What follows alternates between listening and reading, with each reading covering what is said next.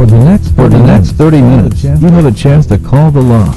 Keith Williams and Don Higley are here to answer your criminal and civil law questions. Call now, 561-TALK. That's 561-8255.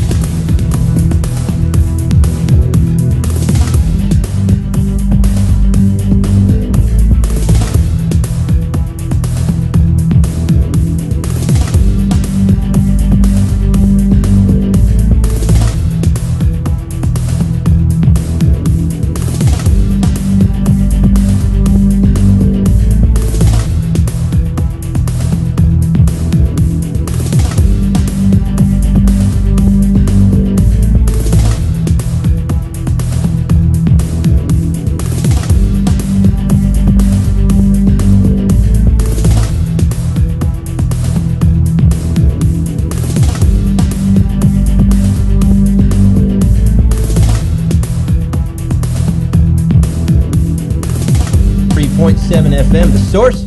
We're glad that you're here. It's the day after Memorial Day, and Don and I are glad to be here. I want to wish everybody a happy Memorial Day after the fact. Don, hope you had a good holiday weekend. I did. I finally talked my child into going to see UNCW. Okay, good. Yeah, your son may be going to school down there. I think he is going to school down there. You had a good visit? Seems official now. Yeah, it's a very nice place. I have lots of friends in Wilmington, and I've been there and to Wrightsville Beach a million times, but you don't necessarily pay attention to the campus. Mm-hmm. Mostly at the beach or on the waterway when I'm down there. Yeah, UNC Chapel Hill used to be the place that all the smart kids went, but now I understand it's real hard to get in there. Oh, yeah, it's hard to get into all of them nowadays, really.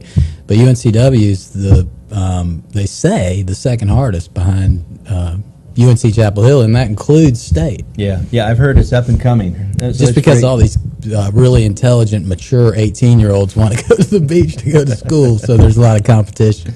He'll be going in the fall? That's right. Well, good. Congratulations to Don and his family. If you have questions tonight about the civil law for Don, questions about the criminal law for me, we invite you to give us a call at 561-TALK, 561-8255. We have open lines. We invite you to give us a call at 561-8255. A lot of news here, Don, about the John Edwards case. Yeah, I had forgotten my tie, and so that I could look presentable on the show, I went home and saw that they still haven't got a verdict yet. You and I talked about it briefly last week, and we said they had been in deliberations for, I think, 3 days at that point, and I hinted that I thought the longer it went on, the better it was for the defense. Right. Because as they go on longer, it seems like they're having trouble reaching a verdict. Right, and now they're on 7 full or 8? I think today's day 7, tomorrow will be day 8, and as everyone knows, it's a criminal case, so you can't have a majority verdict. You've got to have a unanimous verdict where all 12 people find the defendant guilty beyond a reasonable doubt. If it's 11 in favor and 1 against finding him guilty, then the verdict has to be that it's a hung jury. Right, and they went historically. There are very few that go this long, but they did say that Blago on his second trial went 10 days, and they found him guilty of quite a few charges. Former Illinois governor. Former Illinois, now resident of the jail. That's right. It occurred to me that folks might be curious to know what is the judge thinking, or what might the judge do as she deals with the John Edwards jury. And I say she, it's Judge Catherine Eagles in Greensboro in federal court. And Don, as you know, there's a charge that the judge can give to the jury called an Allen charge. Right, the dynamite charge. Dynamite charge, trying to blow up the deadlock. Right. And I thought maybe we could go over an Allen charge just briefly here. The judge may read something like this to the jury. I'm going to ask that you continue your deliberations in an effort to agree upon a verdict and dispose of this case. And I have a few additional comments I would like for you to consider as you do so. This is an important case. The trial has been expensive in time, effort, and money to both the defense and the prosecution. If you should fail to agree on a verdict, the case is left open and must be tried again. Obviously, another trial would only serve to increase the cost to both sides, and there is no reason to believe that the case can be tried again by either side better or more exhaustively than it has been tried before you. Yeah. In other words, knuckleheads, don't make us do this twice. Not always true. Do you know how hard this is to schedule? Do you know how much time and money this takes? Are you really going to make us do this the second time? Just reach a verdict. Yeah, although that's much more polite than some of the sternness I've seen, and I've been in the civil world where they don't jump on you quite as hard as they do in the criminal world.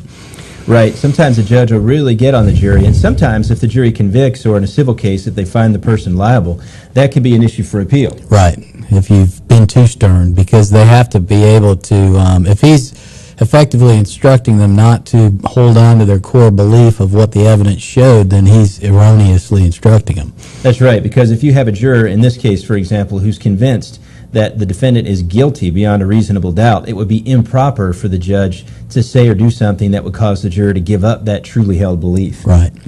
Yeah, they go on and address that briefly in this charge. And like you said, some of these jury instructions, we call them charges, a jury charge. Some of these jury charges on this issue can be a lot harsher. This one is sort of the touchy-feely version. Those of you who believe that the government has proved the defendant guilty beyond a reasonable doubt should stop and ask yourselves if the evidence is really convincing enough, given that other members of the jury are not convinced. And those of you who believe that the government has not proved the defendant guilty beyond a reasonable doubt should stop and ask yourselves if the doubt you have is a reasonable one, given that other members of the jury do not share your doubt. Wow. Now that settles it. Yeah, right. They're going, what? I don't think I've ever heard a judge actually say that. I think, the crazy part is that it's not automatic that they get these instructions. You have to remember all that. Mm-hmm. Insane. Yeah, that's right. In other states, across the board, easy, definitely you're going to get the instructions. In other words, the judge doesn't just read them to you, it's printed, it's handed to you, so you have it. In North Carolina, maybe not. Right. In North Carolina, everybody's got to agree, and the judge has to agree in order to get them, at least in a civil case. Mm-hmm. Now, to your point about how the judge cannot force a juror to come off of their truly held opinion, there's a paragraph here on that as well. It says, remember at all times that no juror is expected to yield a conscientious opinion he or she may have as to the weight or effect of the evidence. But remember also that, after full deliberation and consideration of the evidence in the case, it is your duty to agree upon a verdict if you can do so without surrendering your conscientious opinion. You should also remember if the evidence fails to establish guilt, the accused should have your unanimous verdict of not guilty. So you picture the one juror who's back there just unreasonably holding out one way or the other, and the judge is saying to them, look, you've got your right to your truly held opinion, but at the same time, you've got a duty to listen to the other people and at least consider what they're saying. Right. In other words, you should do something more than stick your fingers in your ears and go, la, la, la, la, la. I refuse to listen. And, it's remarkable how often that happens.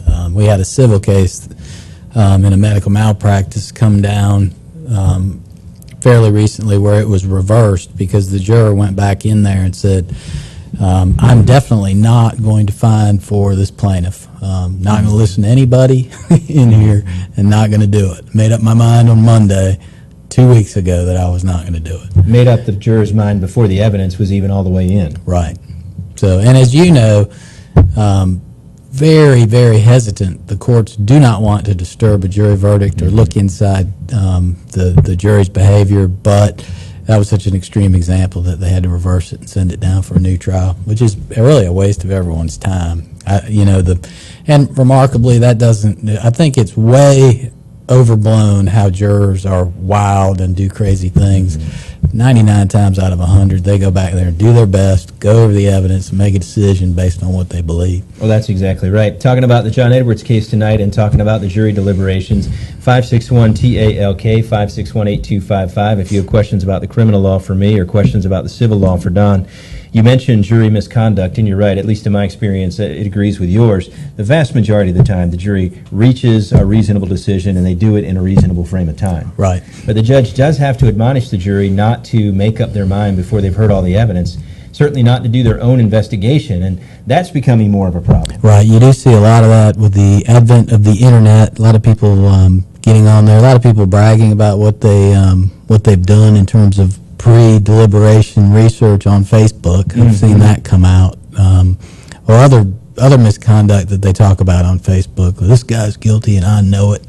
That kind of stuff. That's right. That's right. You come into a jury selection or you come into the jury deliberations, you got an iPhone. You and I both have an iPhone. If you have an iPhone, you've got World Book, Encyclopedia, and then some. That's right. That's your fingerprints. That's right. In fact, in my last trial, the other lawyer was cross-examining a doctor who said there was no board certification for vascular surgery, and I went, ding, ding, ding, ding, ding. I handed it to him. He said, are you 100% sure that there's no board certification for vascular? He was like, well, there is, but it's not the kind of board certification that you're thinking of. So, yeah, and but it would be improper for a juror to do that, to look into things themselves, because the judge is the gatekeeper of the evidence, and he'll decide whether the research passes muster before the jury's allowed to actually consider it. That's right. And our whole system is based upon the premise that all 12 of the jury people are hearing the same evidence and reaching a decision based upon the same evidence, which has been screened and vetted so that it's fair to both sides. Right. If a juror takes it into their own hands to do their own research, then they're completely undermining the process of court. Right. Big no-no. Big no-no. And in this case, the other big no-no was the alternate that was nodding and smiling at John Edwards. Apparently an alternate juror flirting with John Edwards. Flirting, and this has happened to me. The juror flirts with you? No. Jurors never flirt with me, mostly because I'm balding and kind of paunchy. I don't have to worry about that much. Oh, that's tough there, man. But what I do get sometimes is this number, doing my closing argument, and I can do a little bit of Bible thumping when I get going in closing. For those of you listening on the radio, this number is Don is nodding his head. So a juror is nodding their head along with you. Nod and smile. Oh, yeah, I'm with you, Mr. Higley. And every time that happens, I go find out later that they were dead set against me. I mean, every time. You in the jury every room. time. I had one in Mecklenburg County. You can hear if they're talking loudly, and she was yelling, "It's the law," talking about contrib. Came back and killed me. She had nodded with you in the jury argument and when you were doing your closing, but in the room. Amazing how that happens. 561-8255, 561-TALK. If you have questions about the civil law for Don or questions about the criminal law for me, we invite you to give us a call at 561-8255. Don, also another sad story in the news. There was a shooting last week in Chapel Hill. I did not hear about that. A woman who was waiting to pick up her children outside of a school in Chapel Hill, and as she was sitting in her car waiting for her children to come out, a man came up and fired shots into her car and killed her. Terrible. Turned out that she was a woman who was an academic. Her name was Chanahaz Kabayar. Forgive me if I'm getting that wrong. She was shot and killed, allegedly, by Ali Cherfari. Yeah, I heard about that. And apparently, she had expressed some concern to friends that this man, Ali, may come and kill her. They had a domestic proceeding or some type of disagreement that had been going on for some time. And from what I read just briefly, it was something that had spilled into court at least, I believe, one time in the past in child support and child custody. Mm-hmm. And just a reminder that this sort of thing is not restricted to a certain age group or income bracket. It's easy to think, oh, criminal activity, that's somebody young and poor. No, these people were, I think, in their 40s and 50s, and from what I could tell, fairly well off. Yeah, and obviously fairly intelligent if they're in the academic world. So, yeah, I think that is most people who are active in volunteer work with domestic violence will tell you that it happens to a lot of people that aren't just poor and drunk. Mm-hmm.